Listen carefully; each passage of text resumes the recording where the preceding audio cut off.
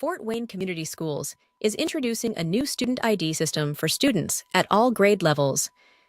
In addition to serving as identification for students, the cards will also be able to be used to check out materials from the media center, swipe for meals at middle and high schools, and ensuring student bus riders are getting on and off at the right stops. For bus riders, when students board the bus, they will swipe their badge, showing the driver they are on the correct bus. When students reach their stop, they will swipe their IDs again, reducing the possibility of a student getting off at the wrong stop, intentionally or not. When a student gets off the bus at the right stop, the driver sees a confirmation. If a student attempts to get off at the wrong stop, the driver will be alerted. This system increases Fort Wayne Community Schools' ability to safely transport students to and from school, ensuring students are where they are supposed to be when they are on the bus. Fort Wayne Community Schools, keeping kids safer.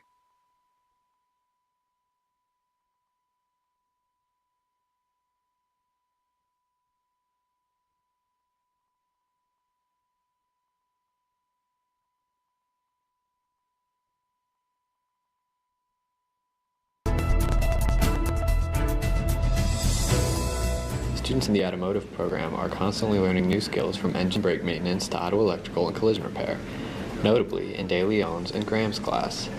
De Leon students are practicing their skills for their upcoming certification test.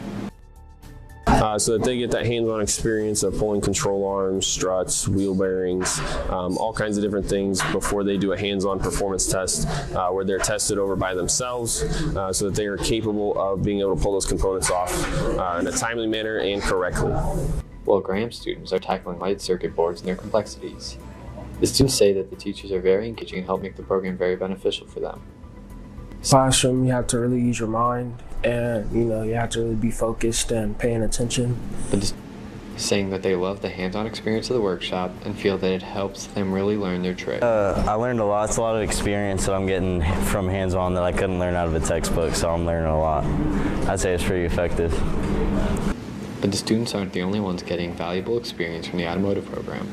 Graham says that he loves seeing how the students are growing and developing. Seeing students succeed, so having worked in the industry, I kind of know what it takes, and you're starting them off on a great path, and then just watching them start by not being able to turn a bolt and eventually being able to fix a car.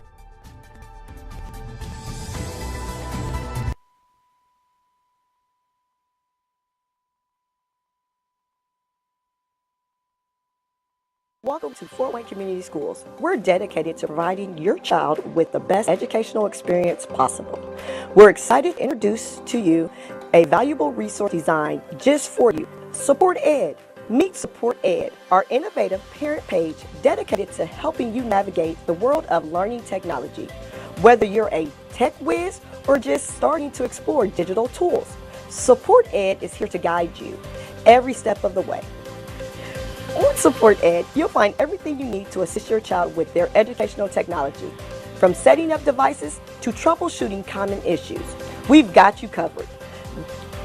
The content on the site will continually be updated in order to ensure parents and/or guardians are up to date on the latest technology and learning supports their children are using within the classroom. On our Support Ed site, we offer a range of tutorial videos and step-by-step articles to walk you through any tech-related challenges, as well as videos and a site to support parents or guardians with internet safety for their students. Plus, our easy-to-navigate interface makes finding information a breeze. But that's not all. Support Ed connects you with FWCS Learning Technology Team. If you ever need additional assistance, our experts are just a click away. At FWCS, we believe that strong support at home is key to student success. With Support Ed, you're empowered to help your child make the most of their digital learning journey. Ready to get started? Visit Support Ed, located under Families on the FWCS website, and discover how we can help you and your child thrive in today's digital classroom.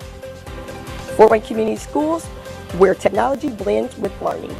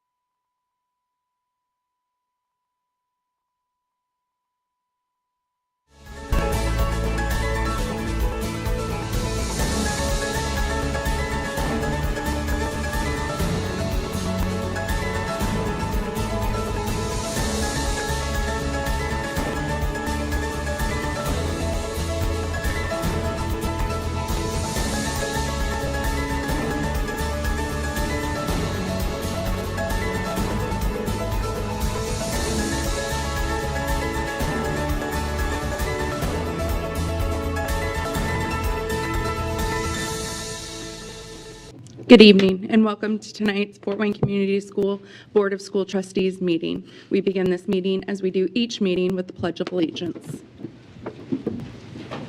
I pledge allegiance to the flag of the United States of America and to the republic for which it stands, one nation, under God, indivisible, with liberty and justice for all. And now we have roll call of members. Good evening, Steve Corona from the 5th District. Good evening, Antoinette Payne, District 4. Julie Hollingsworth, District 1. Jennifer Mathias, District 2. Ann Duff, Member at Large. And to my left, we have, I was waiting for you to introduce yourself, Dr. Mark Daniel, Superintendent, Fort Wayne Community Schools, and Angie Filler, Clerk of the Board, and I'm Maria Norman, Member at Large. We begin this evening's meeting with awards and recognitions. This week is National Public School Week celebration. So in celebration of National Public Schools Week, here's a video highlighting the great work being done every day in our schools.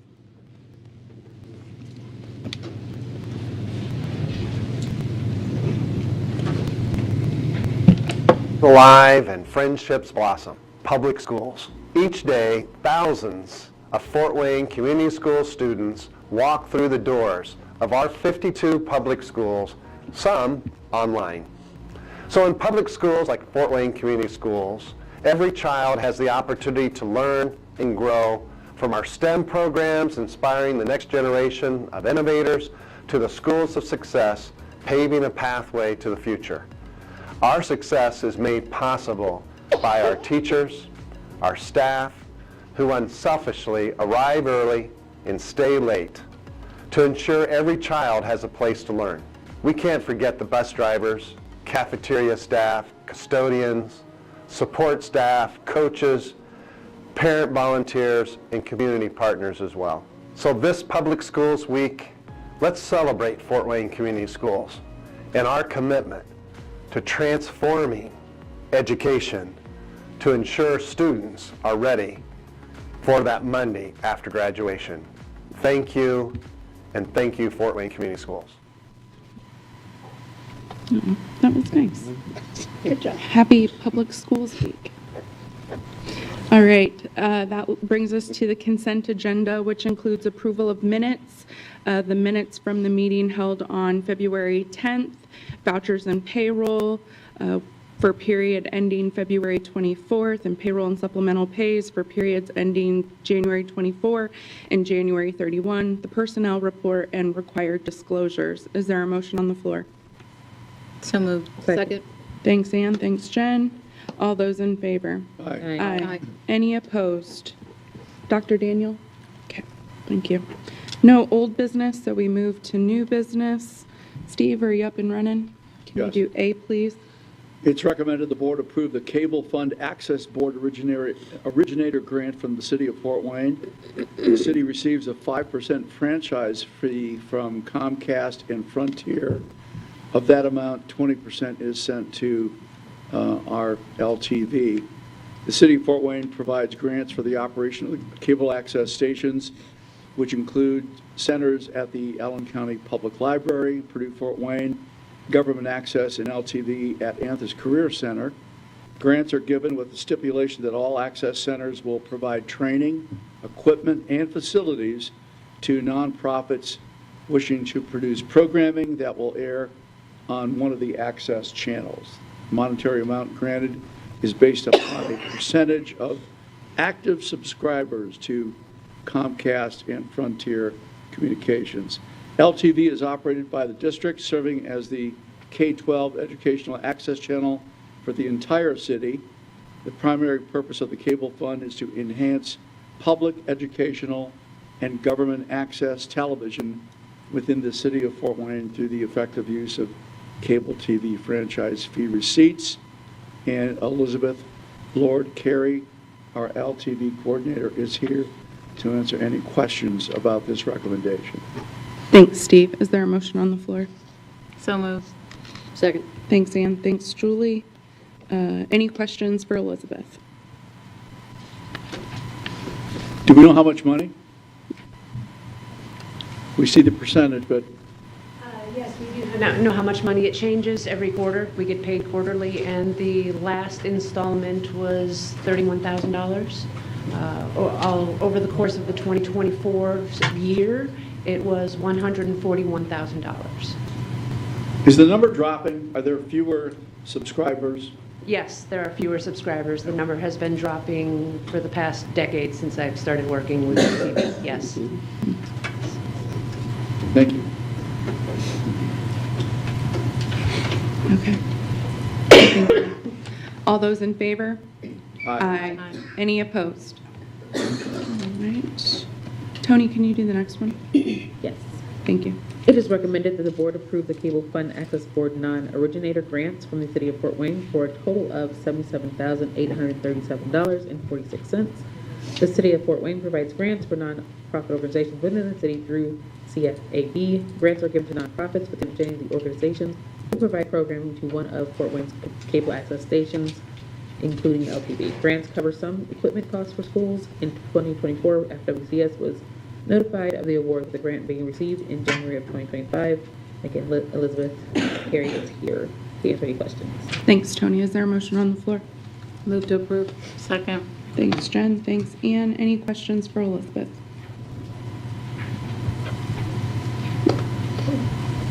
No. Okay. All those in favor? Aye. Any opposed? All right. Julie, are you up and running? Or? Finally. Oh, good.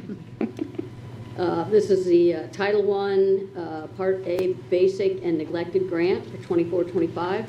It's recommended that the board approve the acceptance of the Title I Part A Basic and Neglected Grant from the Indiana Department of Education in the amount of $14,289,294.23. A school building's eligibility for Title I services is primarily based on criteria related to family income. Fort Wayne Community Schools determines target areas based on number of students receiving free or reduced lunch and or direct certified government benefits. In 24-25, Title I services support 32 Fort Wayne Community School elementary schools. Services include literacy instruction and intervention supports, therapeutic counselors, family engagement efforts, and preschool.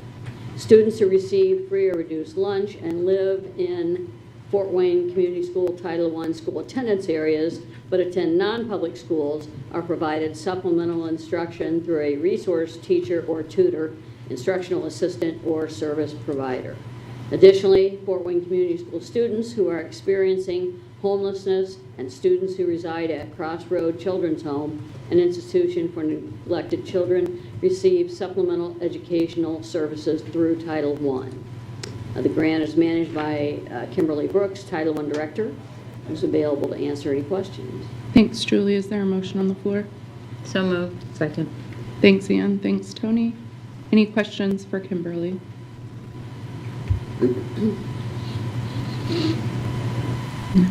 Okay. All those in favor? Aye. Aye. Any opposed? All right. So now we are to Title I Part D. Jen, with that. Excuse me. It is recommended that the board approve the acceptance of Title I Part D delinquent grant from the Indiana Department of Education in the amount of $162,944.40. Allen County Juvenile Center and Lifeline Youth and Family Delinquent Institutions receive funds through the Title I Part D delinquent grant to support instruction and transitional services for clients or students who reside in the above-mentioned facilities. Instruction is designated to sustain academic growth during residency and to close the achievement gap. Credit course work towards graduation credit recovery and or support for transition services are available. Grant is managed by Kimberly Brooks, Title I Director. It's still here. Thank you. Is there a motion on the floor? So moved. Second. Thanks, Ann. Thanks, Tony. Any questions for Kimberly on this one? I do. Yeah, Okay. go ahead, Steve. I just, what's the number of unique students that we serve, Kim, in an individual school year? It varies, because it's just based upon court cases. I would say Between 30 to 50 throughout the year. And is this at one location, or are there multiple locations that instruction is provided? ACJC is one, and Lifeline is the second one location. I'm not sure I'm that familiar with Lifeline. Is that another program that's connected to the court system? Yes. Okay. And it serves all ages, or? Mostly high school. Okay. I believe there have been students up to maybe 20 years old before. It just depends.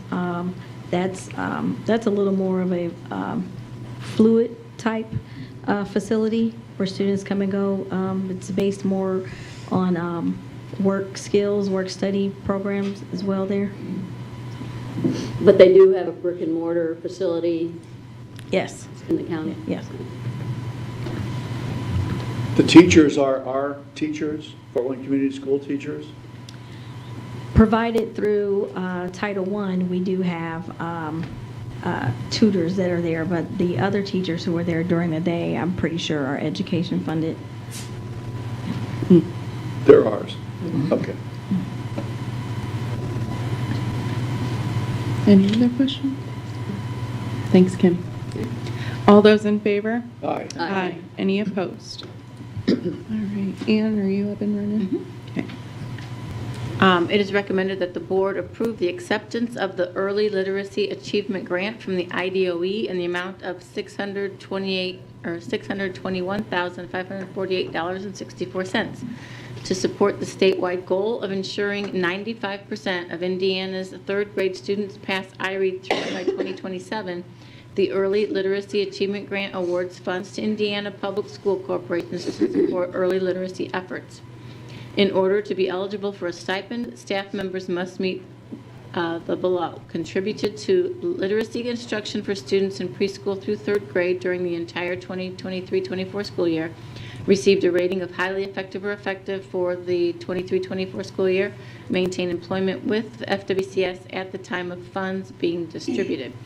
The Early Achievement Grant amounts are determined by a formula that includes the number of eligible students who achieved a passing score on IREAD 3 in 2024 and the school's growth in reading proficiency rate. Due to our increased proficiency improved growth, our grant amount increased from $209,419.30 in 2023 to $621,584.64 in 2024. Classified staff will receive 75% the amount certified staff receive, which aligns with last year.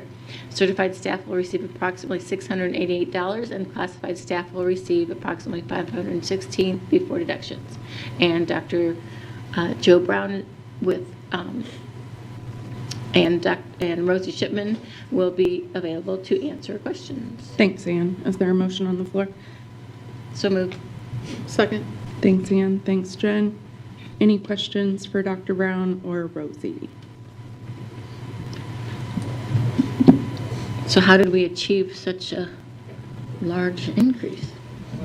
Yeah, so it's really connected to our increased IREAD scores from last year. So the state increased 0.6%, and we were 5.5% as a district.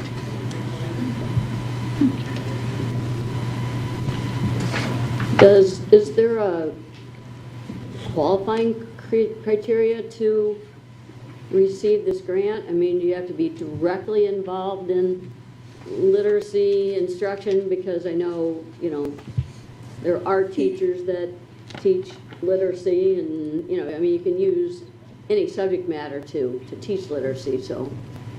Primarily contributed, so the majority of their day needs to be centered around literacy instruction, is what the language for the department that qualifies it. Okay. And is this just kindergarten through? So preschool also qualifies, so preschool through third grade. Okay, preschool through third grade. Okay.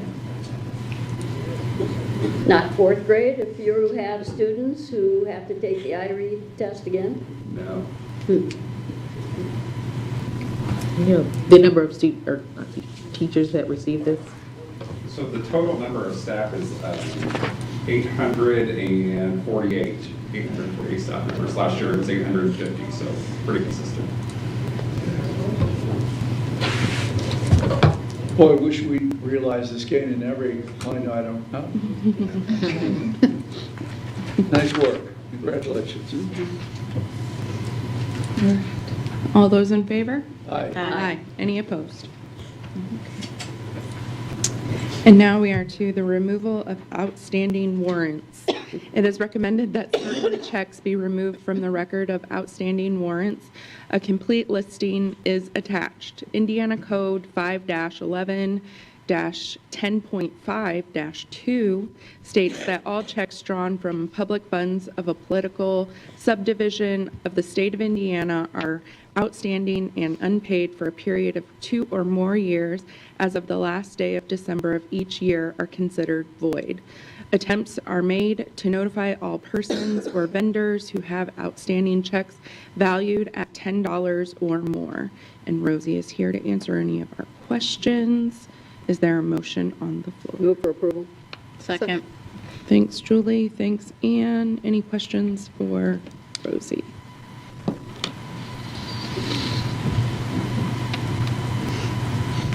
Okay. All those in favor? Aye. Aye. Any opposed? Good job, guys.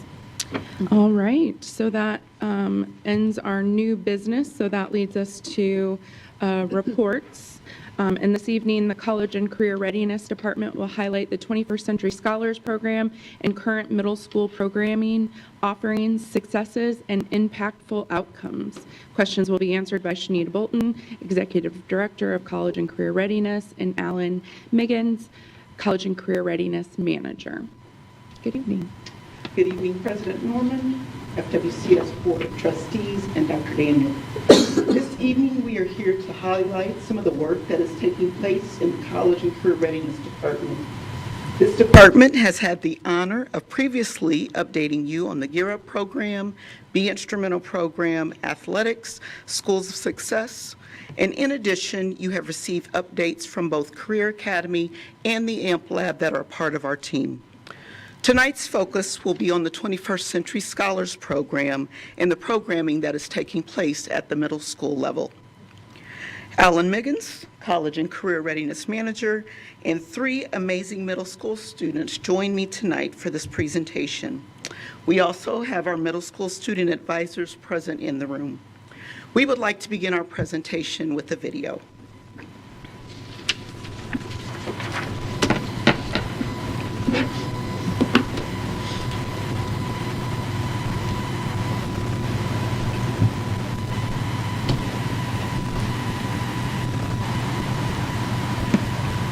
When we see the benefit of our work, it's just good to know that you're making a difference in the lives of the kids. College and Career Readiness Advisors meet students where they are by offering personalized guidance that focuses on their academic strengths and challenges, as well as providing social and emotional support. In many cases, I feel like we don't understand what a student goes through until we establish that relationship with them. I'll be fully honest, I made my college decision where I was going to go my freshman year of college. It was based mainly on where I was going to continue to play basketball, not about what I was going to do when I was finished with college. I think for me, I did not advocate for myself, and I want them to learn from my mistakes. If I had some of the experiences that our kids are going to have to help them consider and help them not just consider what they want to do, but sometimes part of the experience is figuring out what you don't want to do. They'll say, Mrs. Smith, I don't want to go. This is to Jim Kelly, the Jim Kelly visit. One student in particular, he said, I don't want to go. I don't know anyone. I'd just rather stay at school. I said, if you go on this visit, I will be right there with you. During the visit, I was checking on him, and I was like, are you okay? And he's like, yeah, I'm good, I'm good. He ended up getting the high score in one of the activities that was there, and he just really enjoyed that visit. So I think what we're doing right now with School Success, with College and Career, whether it's going on a tour, going to an HBCU tour, a PWI, career fairs, college fairs, we have the privilege at Fort Wayne Community Schools to partner with Junior Achievement. Over the years, our partnership with Fort Wayne Community School has grown tremendously. We have expanded our programming. We are offering classes from kindergarten all the way up to 12th grade now in each of the grade levels, from our in-school programming to our experiential learning. Exploring inside like the businesses all the places that are in there, like they gotta measure size now, so like you can walk in, explore and all that.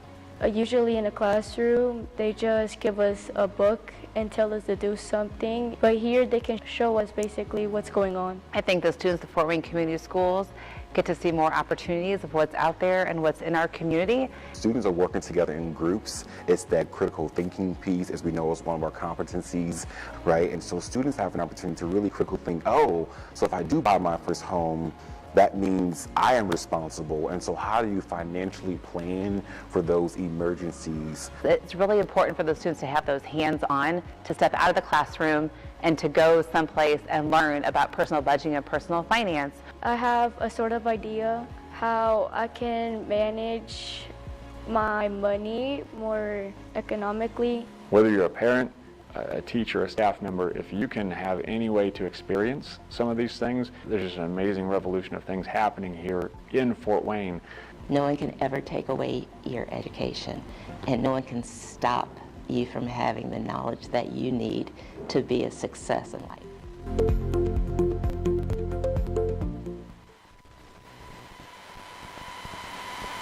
I'd like to share some information regarding the 21st Century Scholars.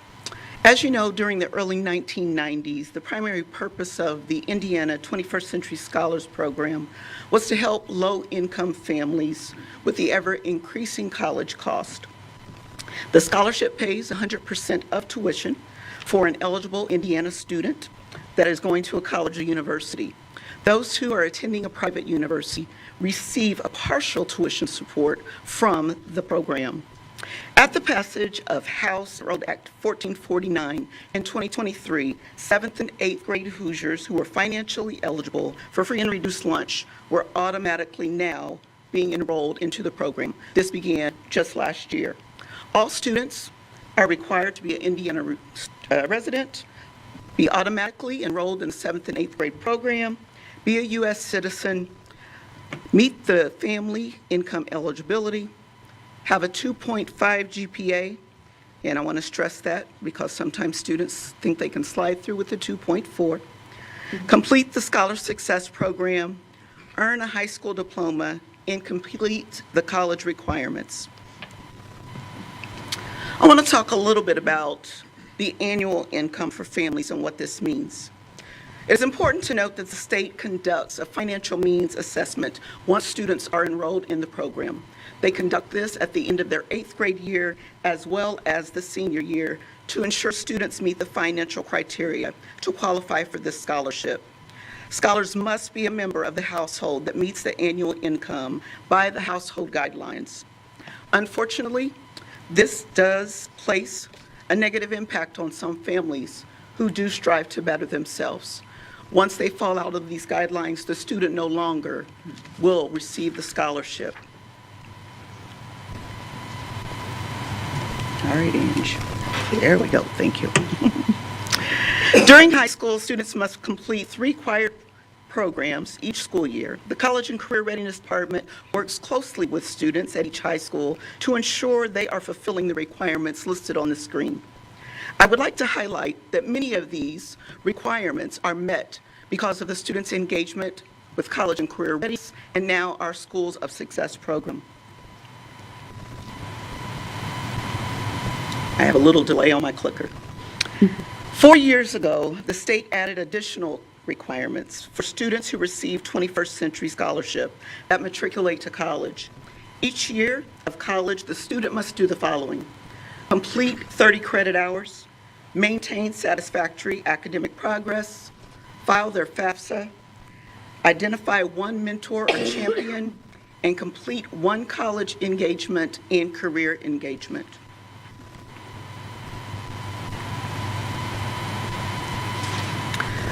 For many years, the College and Career Readiness Department has worked closely with the middle schools to ensure parents and guardians complete the 21st Century Scholarship application by the 8th grade. From 2020 to 2023, the percentage of students enrolled in the program increased from 73% to 94% in 2024, when the state began their automatic enrollment. Now our students are enrolled 100% of our students.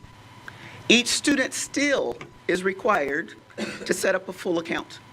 So I want to stress that, because it does not mean because a student was automatically enrolled that they are a 21st Century Scholar. They are required to set up a full account, and we do have our middle school student advisors at each of the middle schools that work very closely with our students to ensure that this is complete, along working with their families. 21st Century Scholars across the state have higher college enrollment rates than both their higher income and low income non-scholar counterparts. Indiana college-going students have held steady at 53% since 2020. Fort Wayne Community Schools has increased college enrollment from 41.3% in 2020 to now having approximately 48% of our students matriculating to 2-year and 4-year institutions in 2024. It is important to note that the information that we do receive from the National Clearinghouse is 2-year lagging data, and that is what you see on the screen. Fort Wayne Community Schools 21st Century Scholar students enroll college at a higher rate than non-21st Century Scholar students in our district. The Commission for Higher Education provides 2-year lagging data, as I just shared. As you can see on the screen, in 2018, 80% or 81 of FWCS students enrolled in college were 21st Century Scholars. In 2022, 74.3 of those students who were enrolled in the program matriculated to college. Unfortunately, the state no longer provides us access to data to know the dollars that have been awarded. I'll be very honest, if you want to have a side conversation with me after this meeting, I'll be glad to share you my thoughts of why. We are no longer allowed to run reports.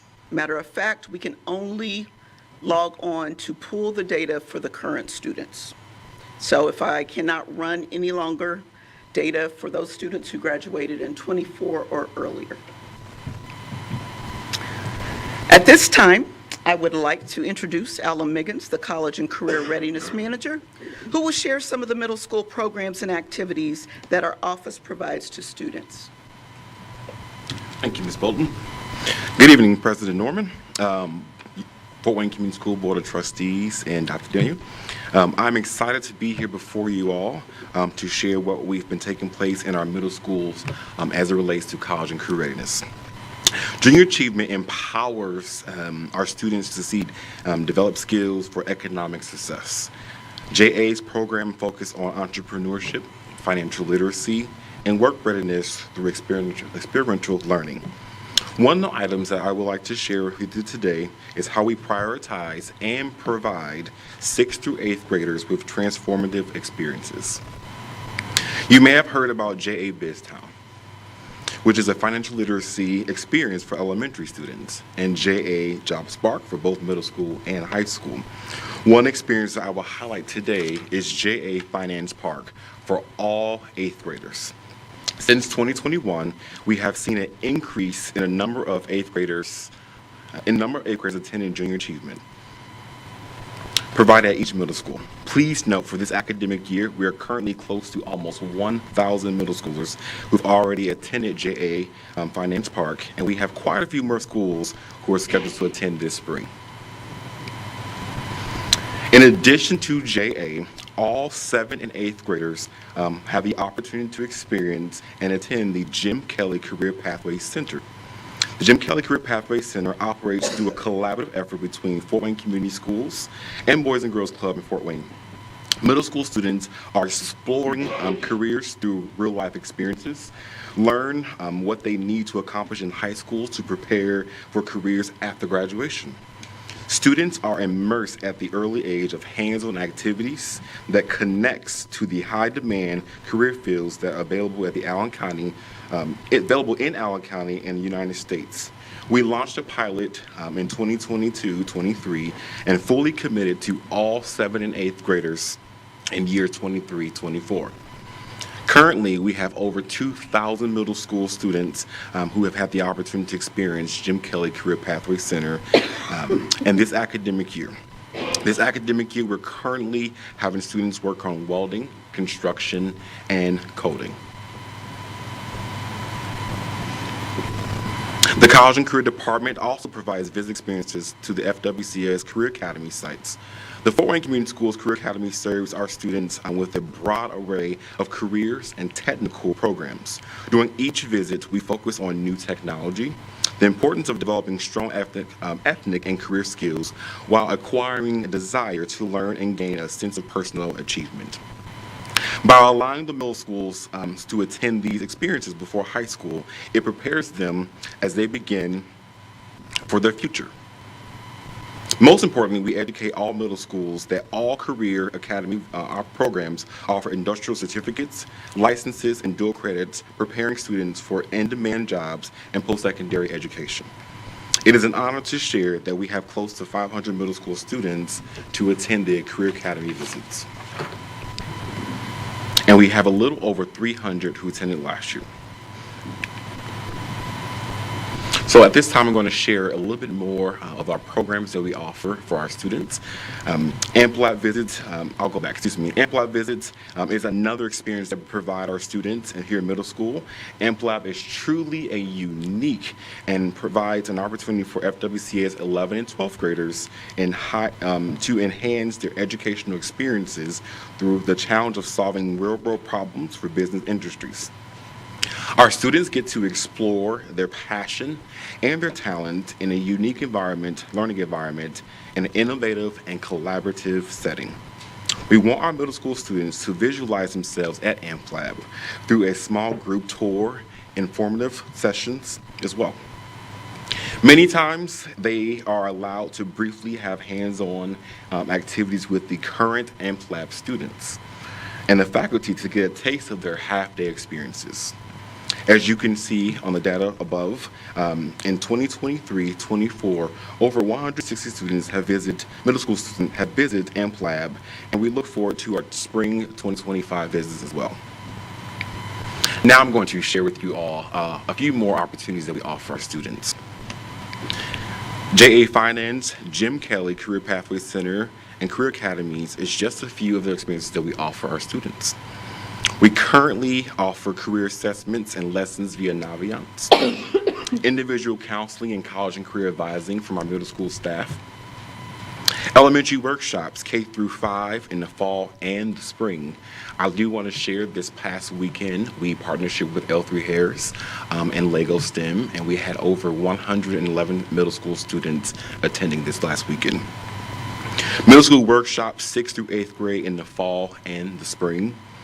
College and career visit tours, college fairs, college rep visits, 8th grade transition experiences to all feeder schools. So currently all of our 8th graders will be visiting their feeder school and get a taste of what the experience is like at high school to help their transition.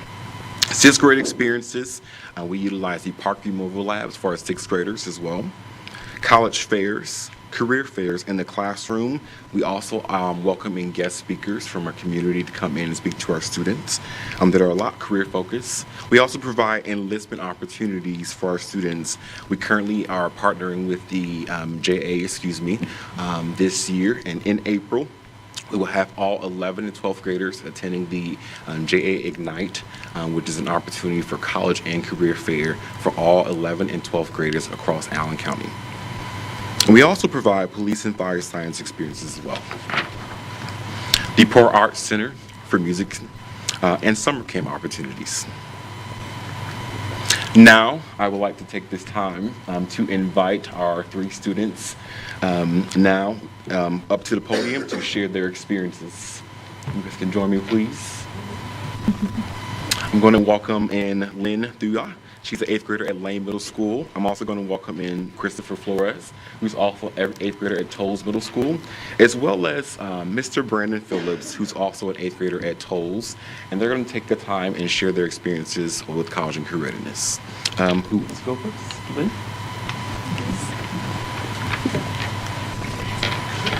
Hello, everyone. My name is Lynn Thuya, and I'm an 8th grader at Lane Middle School. I've been here for 3 years, and during this time, I've had the chance to do a lot of different activities that have helped me figure out what I want to do in the future. I attended Jim Kelly during my 7th and 8th grade years, where I got to try out cool things like welding, programming, and construction in 7th grade. and spray painting, changing oils, and fake blood draws in 8th grade. These activities have taught me a lot and made me interested in many different careers. This April, I'm excited to visit St. Francis for a college tour and JA Finance Park. My advisor has been really supportive, especially with encouraging us to do our Naviance to explore college and career options. She promotes all college and career visits during class and has been more than just an advisor. She greets me with a warm hug every morning, and her office is a quiet and welcoming place where I can always go whenever I need something, whether it's personal or school related. With her help, I've decided that I wanted to become a criminal defense lawyer. Her support has been really important in helping me think about what I want to do and what I want to go after my goals. Thank you all for listening, and I look forward to continuing my journey with the support of my advisor and school community.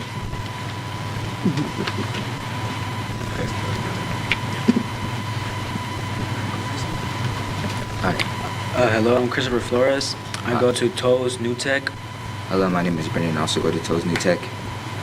And this year I learned lots of good stuff about JA. It has helped me a lot this year. I decided when I was little, I did not want to do college at all.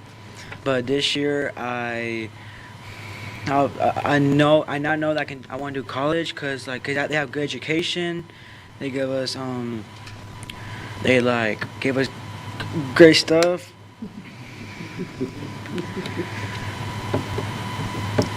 The Jim Kelly, I learned lots of stuff there. It helped me what kind of job I should do. My favorite part about it was the surgery, where I learned about how to take people's blood off and how to take out their lungs. Yeah. I also like their VR. I learned lots of great stuff about jobs like ambulance or surgery. My favorite part about it was when people crash and we had to help them go to a hospital. And I also learned I learned lots of colleges too, and that's all. Thank you for listening. I feel like college and career readiness has been beneficial for me because there's things like the Jim Kelly Career Center that gave me an idea of what I would want to do in the future and some of the skills you would need for some of the jobs, and just how doing a job wouldn't just be. And there's also things like JA, which helps me with money management, like budgeting, preventing from spending too much money a month, just to be beneficial with your money, and things like saving, which I think just helps you conserve and save a lot more money. And I have a teacher named Mr. Polly. He gave us these books that helped us learn how to manage bank accounts and savings accounts and things like paying taxes and bills. And I think that just helped me get ready for the future more than I already was. Thank you. Thank you.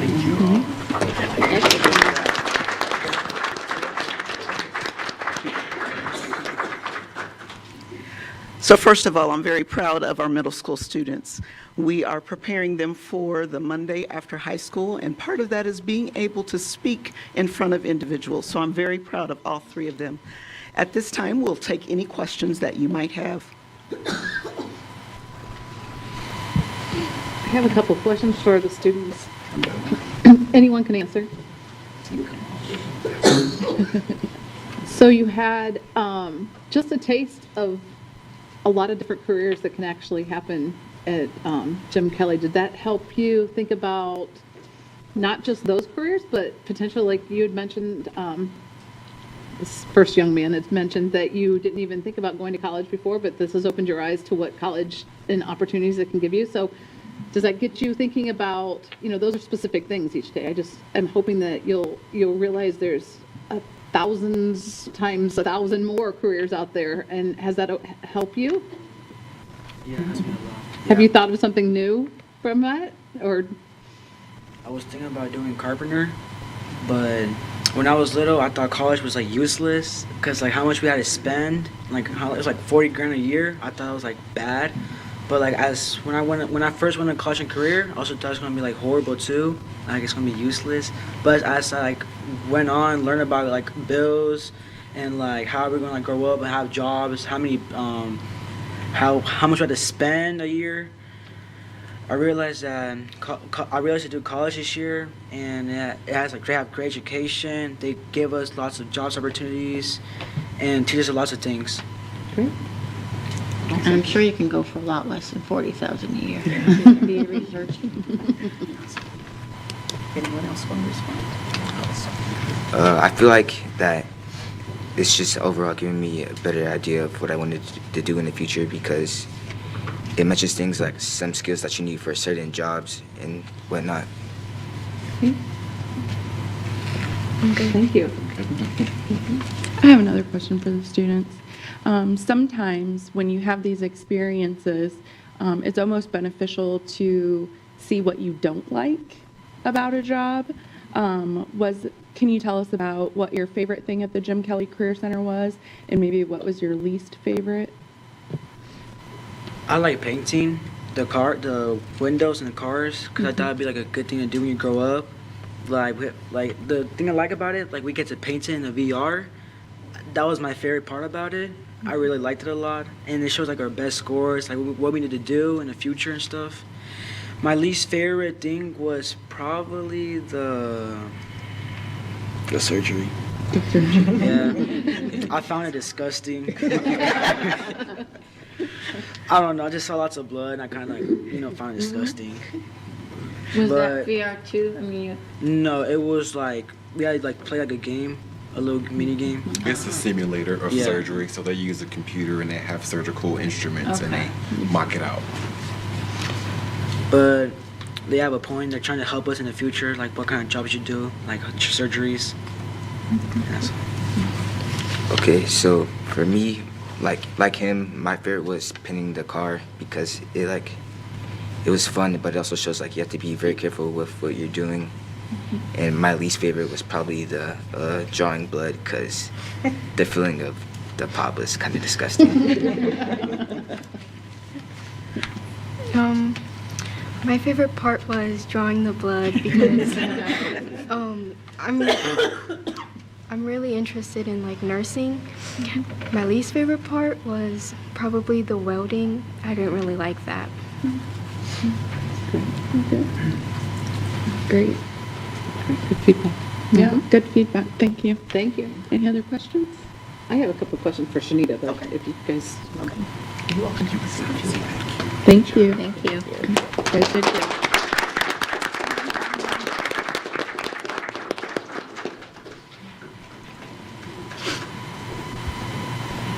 I want to talk about 21st century a little bit.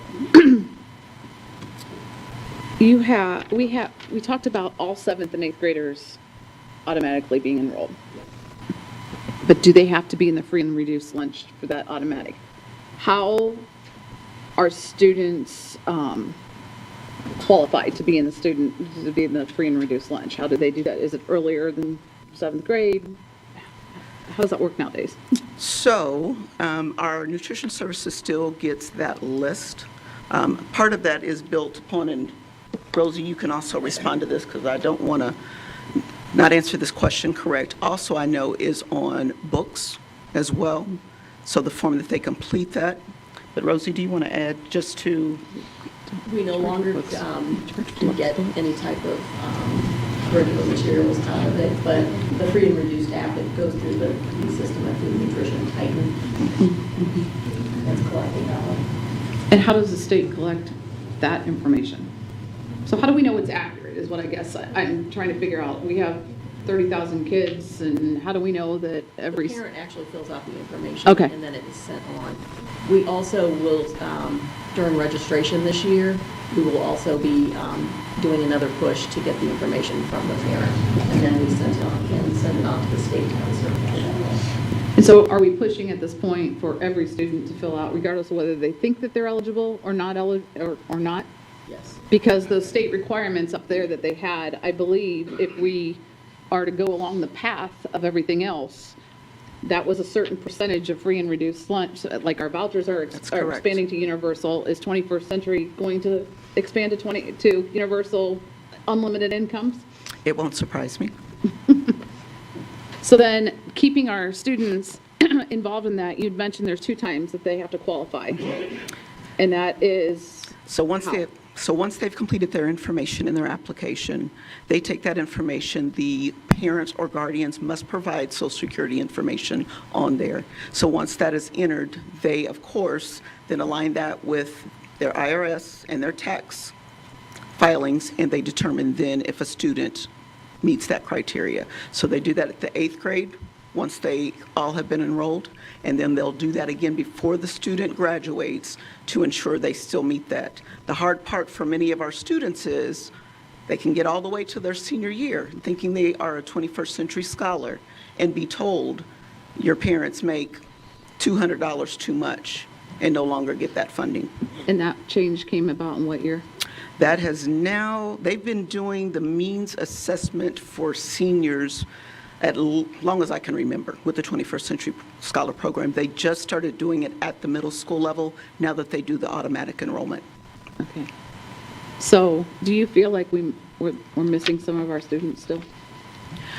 I don't think so. Okay. And the reason I say that is because our team does a really good job, because we know since they're all automatically enrolled, we have a list then of all students to then turn around and make sure that full accounts are set up.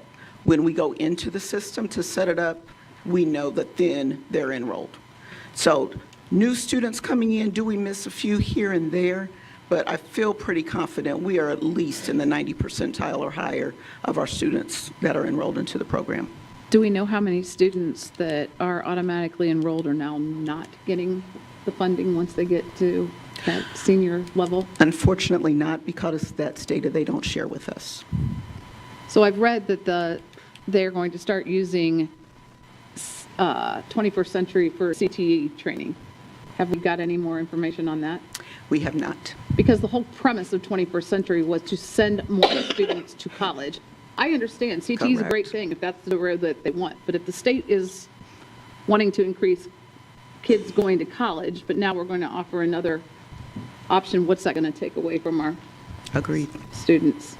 I'm really concerned about that, because I think that this is a wonderful program that offers wonderful opportunities for those who take advantage of it, who need to take advantage of it, and can be a wonderful way for them to get ahead. And I'm grateful for the work that you're doing in our schools and catching those kids, because I know that when my children went to school, back in middle school, that wasn't happening, and it was just all up to the parent to take that initiative, even though that was set out there like, hey, you could be a 21st Century Scholar.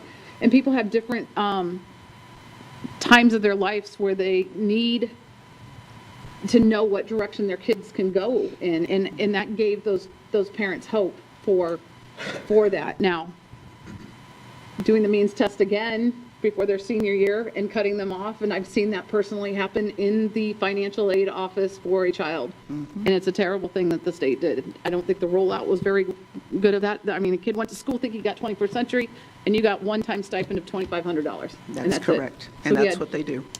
Yeah. So I think that the fact that we can't see the data, I mean, it's a wonderful program, and the only way that schools can support that, and the only way that we can get more college graduates is for schools to be able to see that and help them on that end, but maybe that's not the end goal. I don't know. I thank you. I thank you for all the work that you're doing, because I do think that this is a wonderful program for our students. Thank you so much. 21st Century Scholarship Program is a program of the Commission, not the Department of Education? That is correct. Okay. And I know we heard from students. Do you, with the programming that the students get to do, are there experiences for parents to be involved as well, or? Yes, through all our college and career readiness program, and we do serve K through 12. We offer parent programming, and so we have a lot of our programs. We even take some of the parents on college visits, career visits as well, because we know when a parent or guardian can see their student in a place or space, it shifts the mindset and trajectory. So we also do workshops. We just did a big workshop last week for some of our parents to make sure that they are prepared for what's to come for their students who are getting ready to go off to college. So yes, we do that. Awesome. Thank you. We had a graph up there that showed the visits to the Career Academy and to AMP. There was, and I noticed that on 2021, 2022, there were 800 students that over to 800 that visited, and then the next year we were at like 450. Why do we have less students? Yeah, we just do our best to recruit. It's up to the student's choice if they want to go on that visit. So each school gets about one white bus, maybe two, depending on the capacity that the AMP Lab or Career Academy can hold at that time. And we invite our students. So as you heard from our students, sometimes it's not as popular, and then there's moments where it just kind of increases in hearing about it from other peers, and then we get a lot more students on those visits. I will say, to add to that, that is the year also when our current Gear Up students who are seniors and also graduated were Gear Up students. So there was a large push, and we were taking all those Gear Up students. So much of this opportunities that we supply for our children comes directly from the Gear Up funding? None of the middle school or elementary school comes from Gear Up funding. That comes from our college and career readiness budget. High school covers what we do have. We have a budget for high school, but a large portion for a lot of the long trips that we do comes out of the Gear Up funding.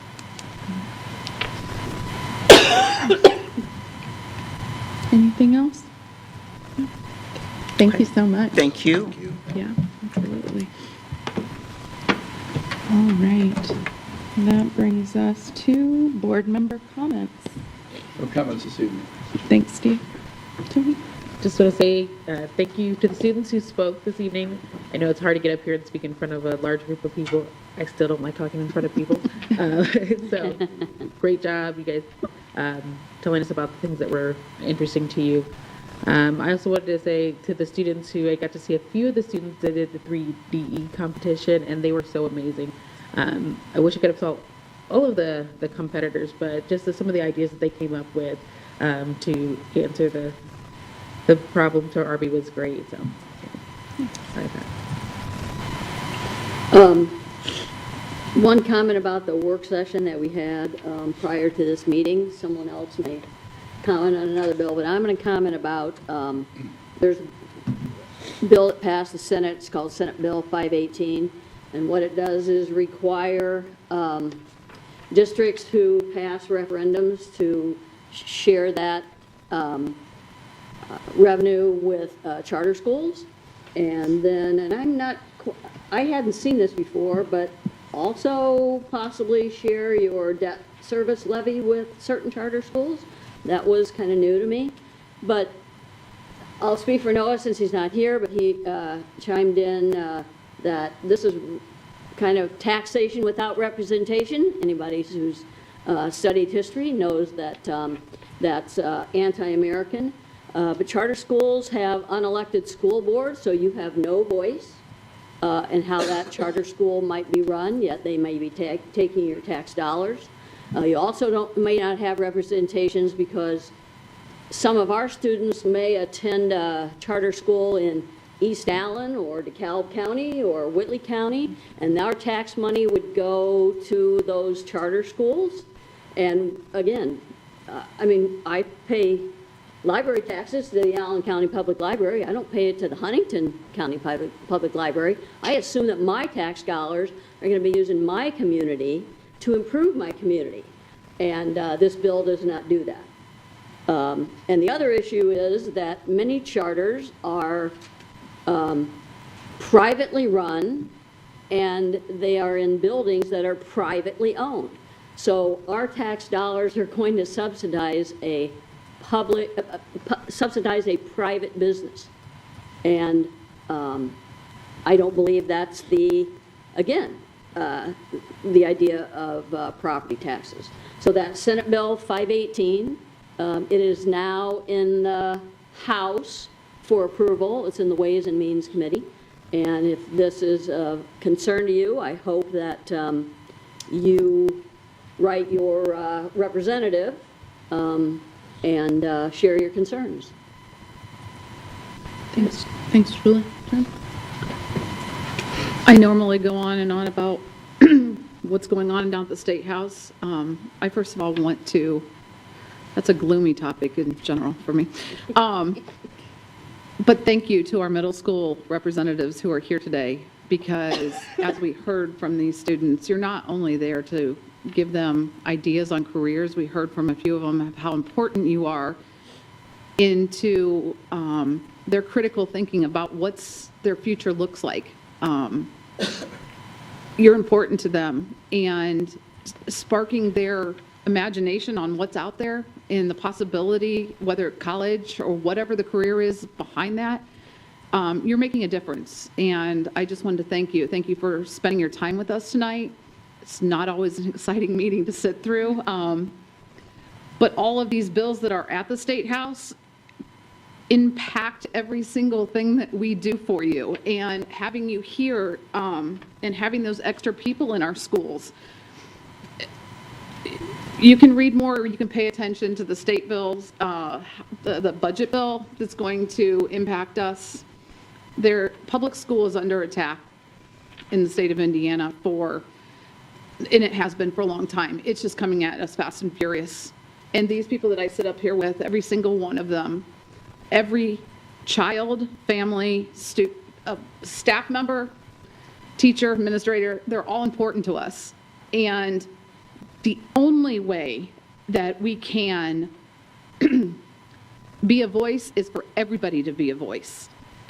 You have the opportunity to vote. Those of you who are 18 or more, you also have the opportunity to have your voice be heard. So when Julie's mentioning 518 and giving your taxpayer dollars to charters or other entities, that there isn't a board like this that's overseeing that and reporting it to the state and having accountability, you have a voice to say something, and we want you to say something. So we're trying to be, as much as we want to stick with Fort Wayne Community Schools, we're trying to be your public school advocate. This is Public School Week, and I think every single one of us up here are proud of our public schools and what we have to offer for our students. And as you heard tonight, every week we have some kind of information that is happening in our schools, and they're providing wonderful opportunities beyond measure of what you all do for our students, and we want to continue to do that. And the only way we're going to be able to continue to do that is for our community to speak up on behalf of public schools.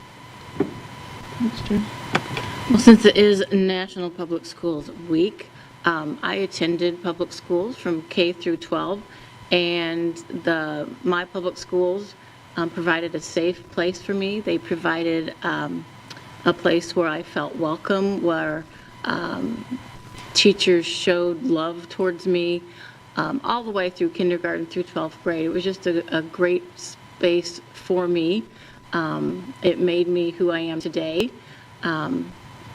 It helped me want to fight for our public schools, knowing that what we have witnessed the last dozen years plus, especially this year happening at the State House. But my teachers, everybody in the school, whether they were teachers, the classroom assistants, the principals, made me feel special. So I just want to honor all of our people that work in public schools. You do great things, whether you know it or not. Sometimes as a teacher, you don't realize what an impact you have made until maybe that person's an adult and they come back and tell you. But everybody who works in public schools, thank you for your commitment and making a difference in the lives of our students. Madam Chair, if I could speak, I spoke too quickly about not having a comment. Not having a comment, and I do. And I just wanted to express my disappointment with the University of Southern Indiana. They have granted a charter to Come As You Are Community Church, Anthony Payton, and he announced that he is going to be opening the Indiana Ag Tech Charter School. And normally, when Ball State would be considering a charter, they would allow a public hearing to be held in the city. Well, there was no public hearing. They just decided that they're going to grant this charter to the Come As You Are Community Church, Indiana Ag Tech Charter, and I'm just disappointed with the university in doing that the community did not have an opportunity to speak for or against this operation. That seems to be a thing for charters these days. The community isn't getting allowed to have input. I guess we don't count. I guess not. Public doesn't matter anymore. It's a shame. Dr. Daniel? So along those lines, as we start to look at alternative revenue streams, which we'll need to support programming, so I'll be turning to alumni, I'll be turning to business leaders and community leaders to support what we have going on here in Fort Wayne Community Schools. So thank you again, parents, for being here, students, staff that are here to support. This is why we do what we do. And we'll, just like other non-pubs and private schools, that's the way the state is heading. So we'll be asking you for your support because we think, again, 90%, 89 to 90% students attend public schools. That's why we celebrate National Public School Week. So thank you, and thank you in advance for your continued support. I will say that I am also a public school graduate. I attended Irwin, and I attended Portage, and I attended Elmhurst High School. May it rest in peace. But like Anne, my school experience was just full of belonging and friendship and happiness and exploration. At Irwin, we actually had a program called Explorations, and we got to go out into the community and do all kinds of things and explore. So yeah, at Elmhurst, Mamie Lee Brown saw something in me that I didn't see in myself, and she said, "Maria, you should go to this summer camp."